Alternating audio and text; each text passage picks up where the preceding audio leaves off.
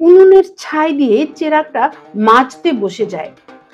একটা ঘষা দিতেই বিরাট এক কালো দৈত্য এসে সামনে হাজির হয়। আমি জল, স্থল ও অন্তরিক্ষের অধীশ্বর, কিন্তু আমার ঈশ্বর এই চেরাগ, সেটা এখন আপনার কবজায়। সুতরাং আমি আপনার দাসানুদাস, হুকুম করুন মালিক। এরপর থেকে সেই ধর্মপ্রাণ মুসলমানের দোকানে সব থালা বেচে দিয়ে অনেক টাকা ঘরে তোলে আলাদিন। বুধুর রূপে সে দিশেহারা, উদ্ভ্রান্ত হয়ে পড়েছে। অন্য কোনো হাকিম কবিরাজের ঔষধে কোনো উপকার হবে না। তুমি যতই আমাকে বোঝাতে চাও মা, মন আমার বুঝবে না।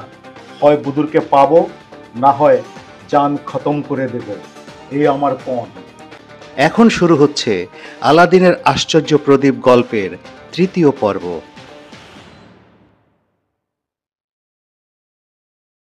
আলাদিন আনন্দে মাকে জড়িয়ে ধরে। মাগো, এত দিনে তুমি আমার স্বপ্ন সফল করতে পেরেছ।